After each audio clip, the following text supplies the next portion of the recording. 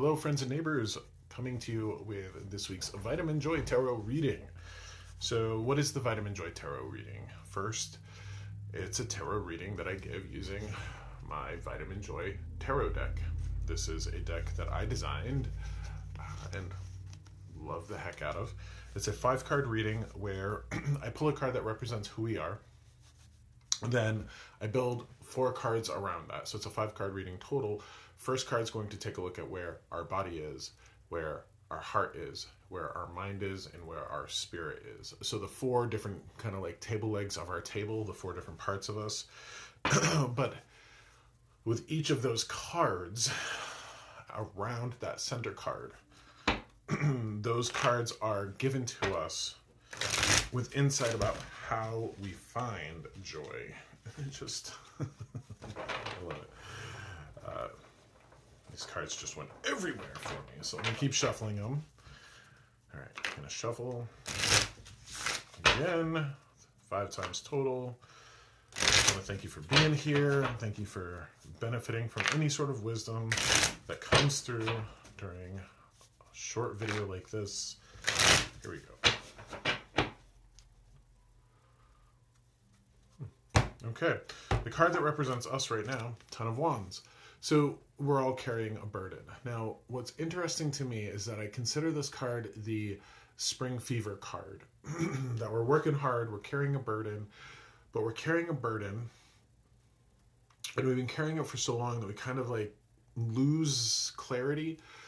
Think cabin fever or spring fever.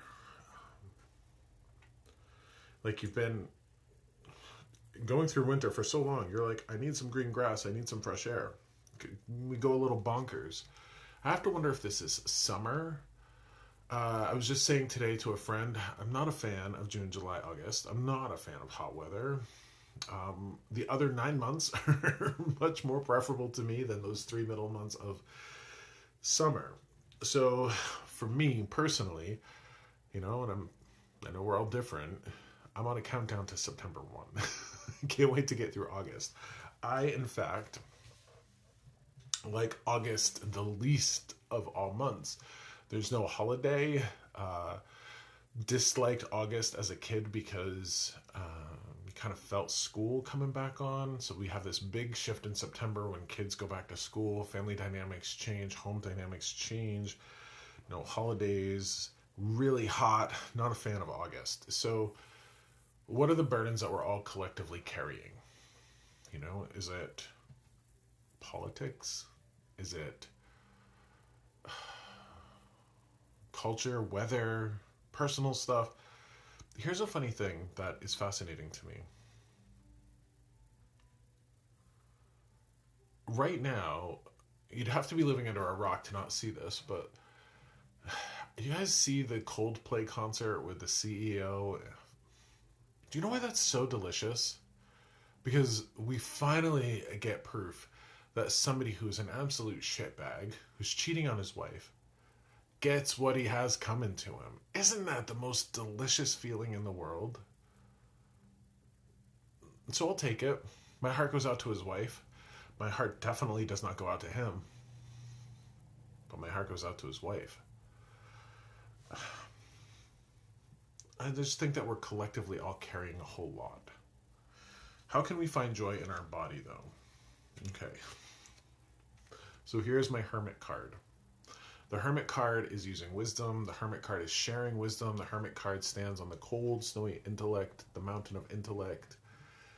You know, the traditional Hermit card shows him standing on a snowy mountain. So there's always a sense of coolness with that. There's always a sense of wisdom. But let's tell our body, you know, how do we find joy for our body with this card? Well, to remember that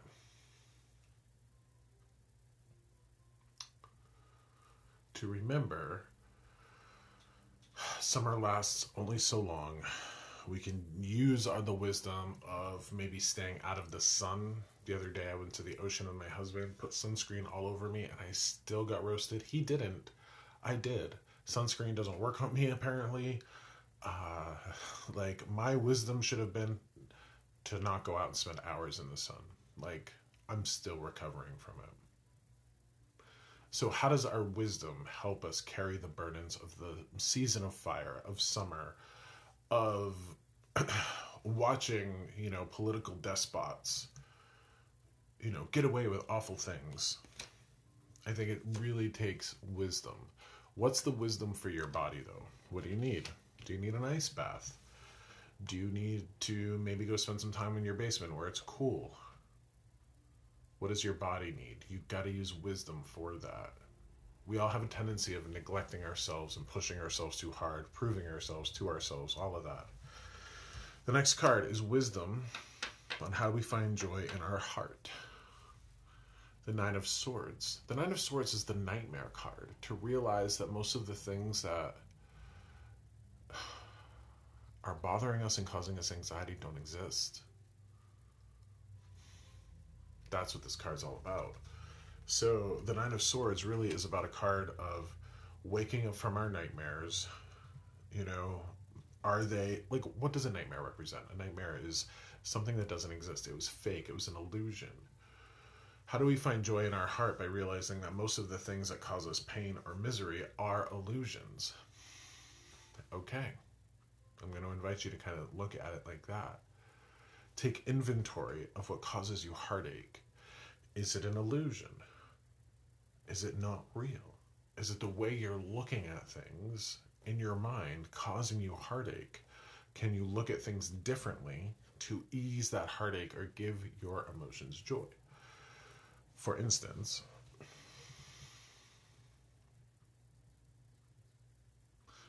you could get upset at housework.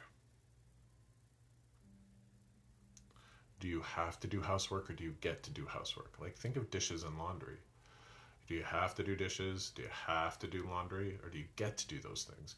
If you're getting to do dishes and laundry, that means you have running water, a roof over your head, you have food to eat, you have clothes to wear. A lot of people in this world don't have that. So how you look at things can give you joy. Remember that the next time you're bitching about doing laundry or dishes. How do we find joy in our mind? Ace of Cups. Remember the love. Now, what's fascinating to me is we get a mind card, a sword card for our heart, and we get a heart card or a cup card for our mind. Love ever flowing, love everlasting, love incarnate. That's how we find joy in our mind. If you're struggling with something that's bringing you heartache, can you find something that you love?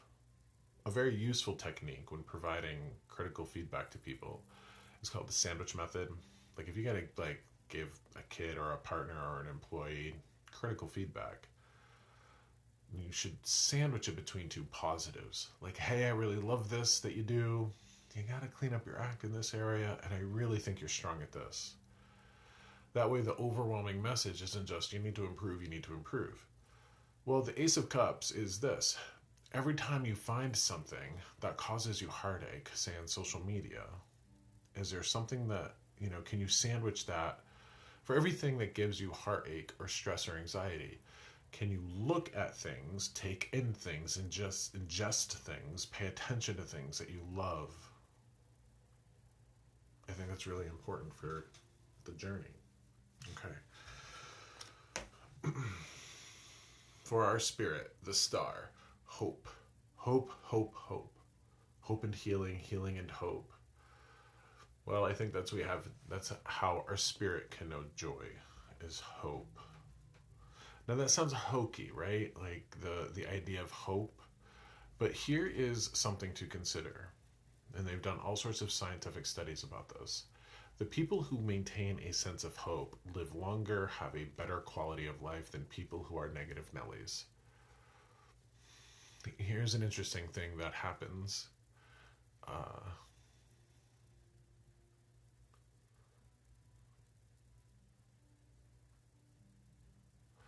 There's a community group here in town, and there's a man on it, and all he does is get on there and complain.